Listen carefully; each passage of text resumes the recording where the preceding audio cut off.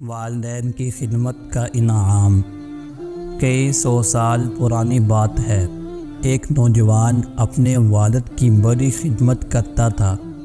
والد نے اپنی جائیداد بڑھاپے میں تقسیم کر دی تو یہ نوجوان اپنے بھائیوں سے کہنے لگا، تم ایسا کرو، اپنی جائیداد مجھے دے دو اور والد کی خدمت میں تمہیں دیتا ہوں۔ وہ کہنے لگے، کیا ہم تجھے پاگل نظر آتے ہیں؟ تو یہ نوجوان کہنے لگا، پھر ایسا کرو کہ والد کی خدمت مجھے کرنے دو اور میرے حصے کی جائیداد تم تقسیم کر لو۔ بھائیوں نے کہا، ہمیں منظور ہے۔ تو وہ نوجوان دن رات والد کی خدمت کرتا۔ اس کا اللہ نے اسے یہ انعام دیا کہ ایک رات اس نے خواب میں دیکھا، ایک درخت کی جڑ کے قریب 100 دینار دفن ہے اور ایک شخص اسے کہہ رہا ہے، یہ دینار لے لو، یہ تمہارے لیے والد کی خدمت کا انعام ہے۔ یہ نوجوان چونکہ اللہ والا تھا، دولت کی اسے ہوس نہ تھی، اس لیے اس نے کہا کہ اس میں برکت ہے۔ تو اس شخص نے کہا، برکت تو نہیں ہے۔ نوجوان نے ان دیناروں کو نہ لیا۔ پھر دوبارہ خواب دیکھا کہ 10 دینار اس درخت کے پاس دفن ہے۔ اس نے پوچھا کہ اس میں برکت ہے؟ کہا کہ برکت نہیں ہے۔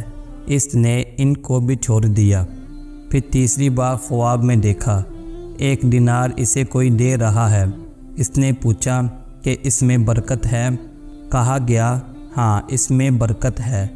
چنانچہ اس نے وہ دینار لے لیا۔ جب یہ جاگا تو اس کے ہاتھ میں 1 دینار تھا۔ بیوی کو سارا قصہ بتایا۔ اس نے کہا، چلو شکر ہے مالک کا، اس نے مچھلی خرید کر لاؤ۔ یہ مچھلی خرید کر گھر لایا۔ بیوی نے پکانے کے لیے کاٹا تو اس میں 2 چمکتے دمکتے موتی نکلے۔ یہ موتی لے کر جوہری کے پاس گیا۔ انہوں نے کہا، ہم اس کی قیمت نہیں دے سکتے، آپ بادشاہ کے پاس چلے جاؤ۔ یہ بادشاہ کے پاس گیا۔ اس زمانے کے بادشاہ بھی ظالم نہیں تھے۔ بادشاہ نے جوہری کو بلا کر پوچھا، اس کی کیا قیمت ہے؟ اس جوہری نے کہا، 18 خچر سونے سے لدے ہوئے۔ یہ نوجوان خوشی خوشی 18 خچر لے کر گھر آیا۔ اس نے غریبوں کی خوب مدد کی۔ کچھ عرصے بعد جوہری نے بادشاہ سے کہا، یہ موتی ہمیشہ 2 ہوتے ہیں، 1 نہیں ہوتا۔